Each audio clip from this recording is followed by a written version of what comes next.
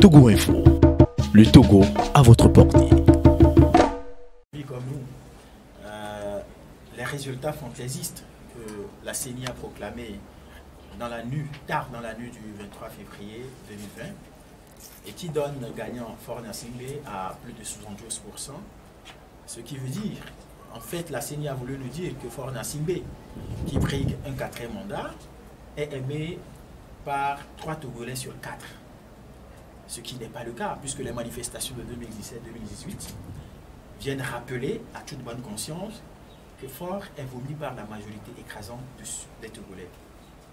Et donc, c'est une forfaiture que la CENI a encore commis, puisque les résultats que nous avons nous-mêmes à notre possession, puisque n'oubliez pas que le jour de l'élection, nous avons déployé également des militants et des sympathisants sur le terrain qui nous ont rapporté les résultats, montrent à suffisance que c'est plutôt M. Agbeyome Kodjo qui a gagné les élections.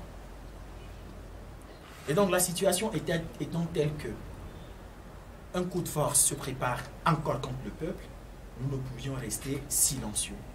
Et c'est en cela que nous demandons à la population de ne pas accepter ces résultats, de tout faire pour les réfuter et pour que le monde entier sache que ceux qui sont pour l'alternance et le changement au Togo représentent plutôt 75% de la population. Dans le même sens, nous demandons à la communauté internationale, notamment à l'ONU, à l'Union européenne, à la France, aux États-Unis, à l'Allemagne, à la CEDEAO et à l'Union africaine, de ne pas les reconnaître. Toutefois, nous nous gardons d'organiser certaines activités pour montrer à tous que le peuple ne veut plus de Faure Gnassingbé, que le peuple n'a pas accepté ou n'accepte pas ce que la CENI et la Cour constitutionnelle s'apprêtent à faire. Ce faisant, nous appelons la population à soutenir comme il faut l'initiative ou l'appel de Monseigneur Kodjo pour des manifestations dans tous les quartiers, villes et villages du Togo ce vendredi 28 février. Dans le même sens, nous demandons à la population de se mobiliser ce dimanche à partir de 16 h devant le domicile de M. Agbeyome Kodjo pour lui demander de ne pas céder aux menaces et aux intimidations du pouvoir en place, pour lui demander de tenir bon droit dans ses bottes jusqu'à ce que nous obtenions la victoire. Et le lundi 2 mars, nous appelons à une marche de l'escargot. En fait, nous demandons à la population, à tous les usagers des moteurs de voiture, de conduire au ralenti sur toutes les routes du Togo.